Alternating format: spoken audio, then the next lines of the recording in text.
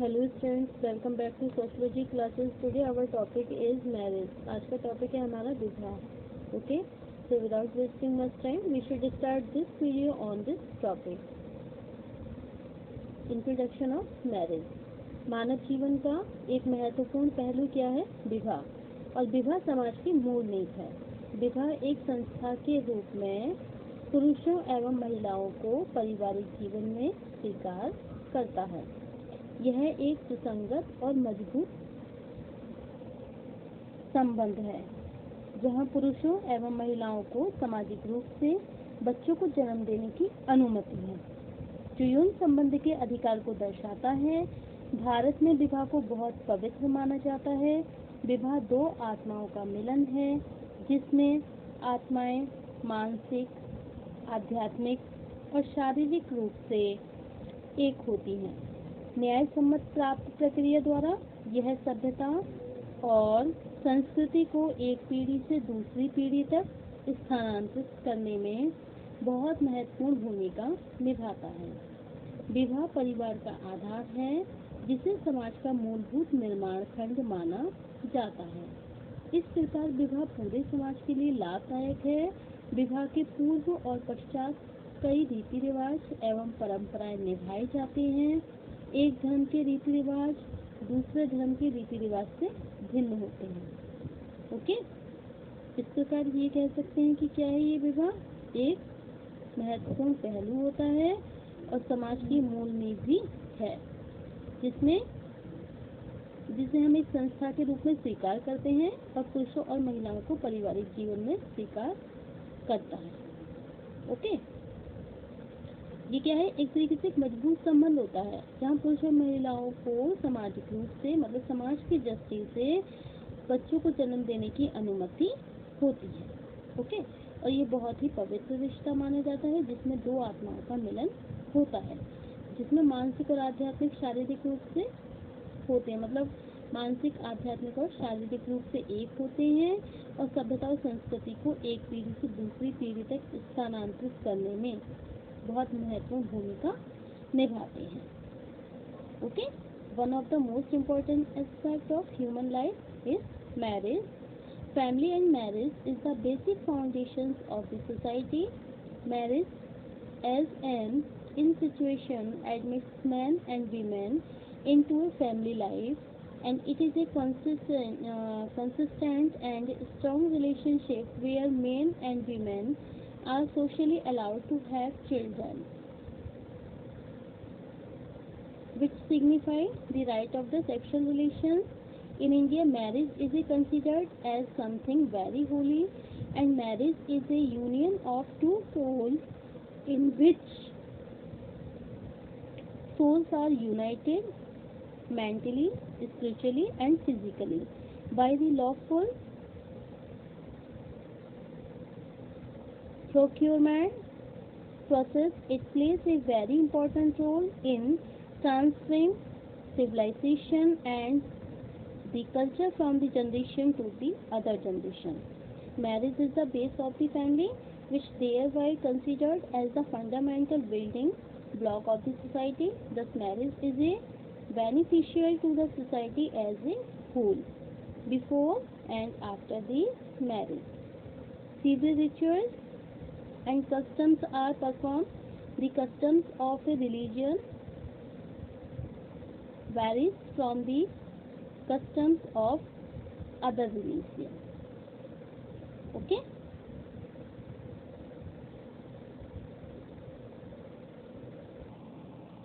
Linton के अनुसार विवाह एक विपरीत लिंग के जीवन साथी के बीच सामाजिक मान्यताएं प्राप्त मिलन है। Okay, marriage is a socially recognised union between partners of the opposite sex. हर्ट्ज़-कोविट्ज़ के अनुसार, अकॉर्डिंग टू हर्ट्ज़-कोविट्ज़, marriage is defined as socially sanctioned meeting entered into with the assumptions of formality. Okay, means विवाह को सामाजिक रूप से स्वीकृत संभोग के रूप में परिभाषित किया गया है। स्थायी स्थायित्व की धारणा के साथ दर्जा दिया गया है। स्थायित्व की जो धारणा होती है उसके साथ इसे दर्ज भी किया गया है। Okay, and in the word of the Westermarck के अनुसार अगर हम कहें तो marriage is nothing else than a more or less durable connection between male and female lasting beyond the act of the propagation till after the birth of the offspring। means विवाह संतान के जन्म के बाद वंश वृद्धि तक स्त्री एवं पुरुष के मध्य अधिक या कम स्थायी संबंध के अतिरिक्त कुछ भी नहीं है। Okay,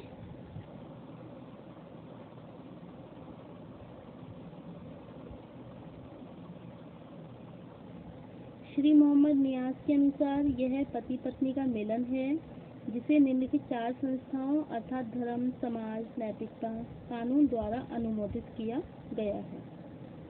okay, Mac and young के अनुसार विवाह एक संस्था या फिर प्रतिमानों का एक समूह होता है जो कि माता पिता एवं उनके बच्चों के मध्य एक विशेष संबंध को भी निर्धारित करता है। Okay, so according to mister Mohammad Niyaz, it is a union of husband and wife approved by the following 4 agencies: religion, society, morality and law. And according to Meek and Young, marriage is an institution or a set of norms which determines a particular relation between parents and to their children. Okay.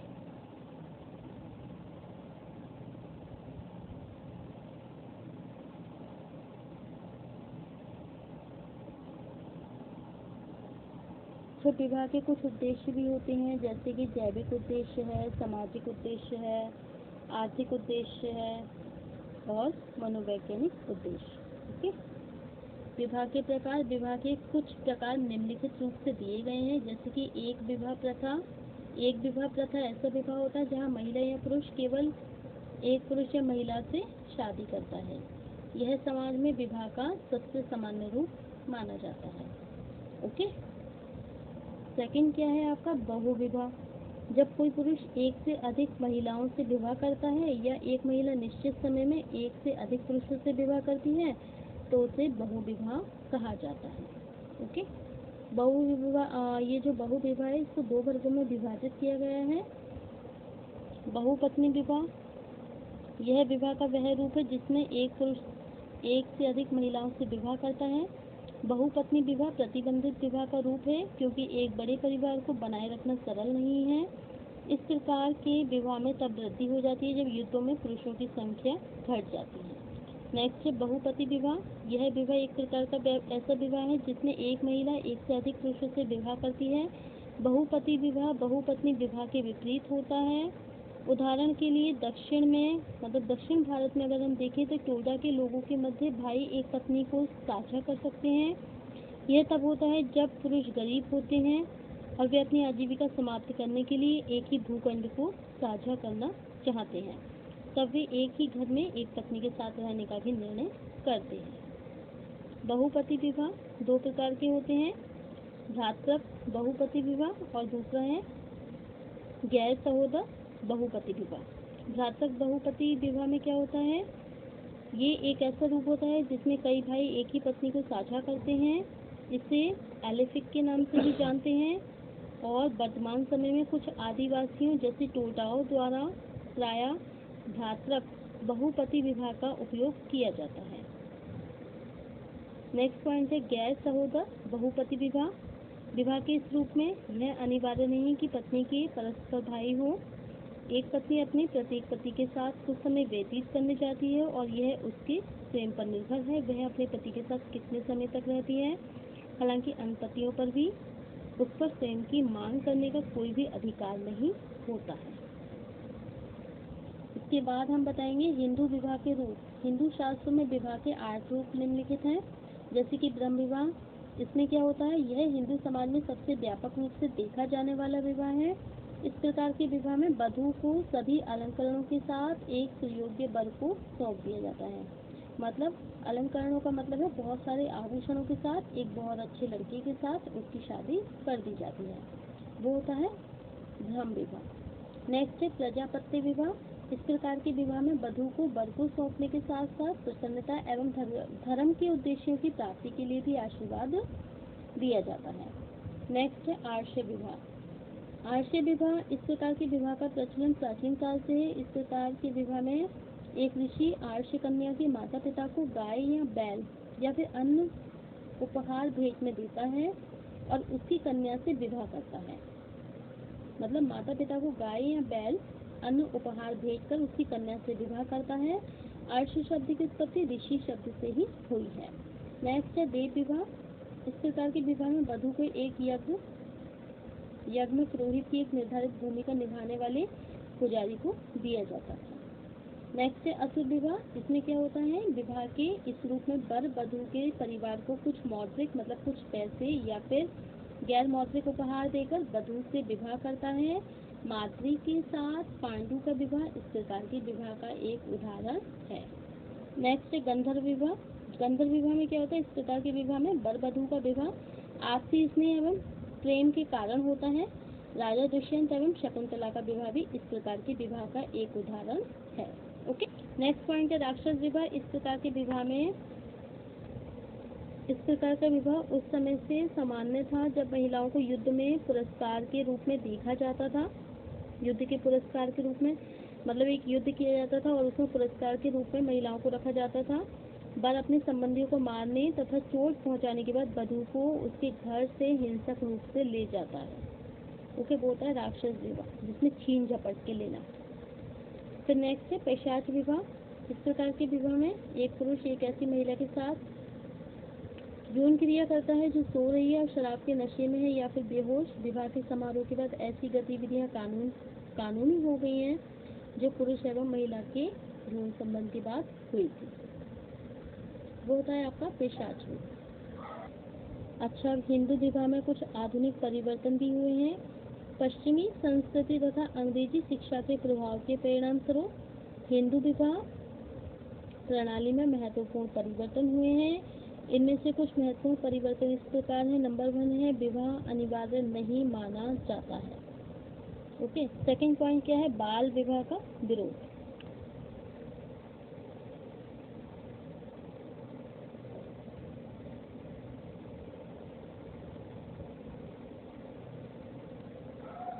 Next point है बाल विवाह का विरोध।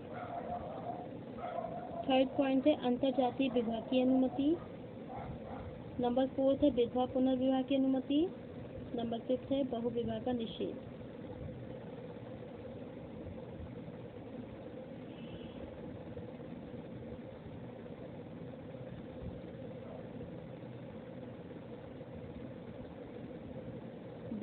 बहु विवाह के निषेध में क्या है, पहले एक पुरुष के लिए एक पुत्र प्राप्ति के लिए कई महिलाओं से विवाह करना सामान्य बात थी। शिक्षा का स्तर बढ़ने के साथ साथ महिला विवाह में भी जो महिलाएं होती हैं विवाह में समान अधिकार की मांग कर रही हैं।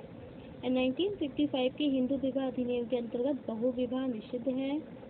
जब पूर्व पति पत्नी अभी भी जीवित हैं तो कोई भी दोबारा विवाह नहीं कर सकता है। एंड नेक्स्ट है तलाक के लिए प्रावधान। Provision for divorce. By permitting divorce only under certain circumstances, the Hindu Marriage Act of 1955 has brought major change in the institution of Hindu marriage. केवल कुछ परिस्थितियों में तलाक की अनुमति देकर हिंदू विवाह अधिनियम 1955 ने हिंदू विवाह की संस्था में बहुत अधिक परिवर्तन भी किए हैं। ओके,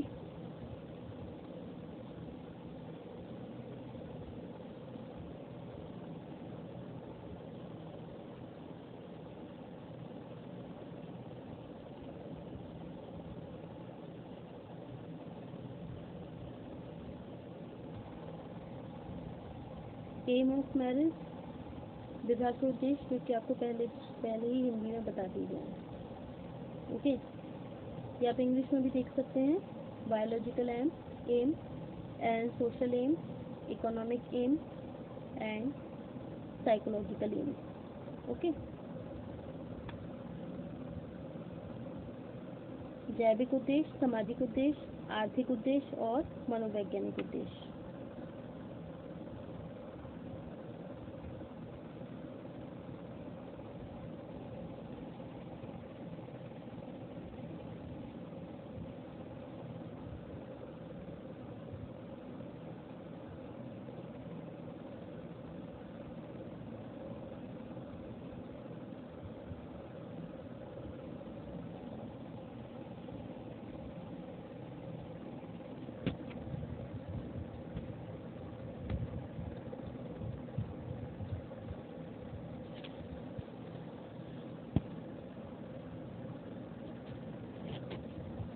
ये Vibha chapter most important chapter है, इसमें से क्वेश्चन आते ही हैं आपके, लॉन्ग में या शॉर्ट में। ओके,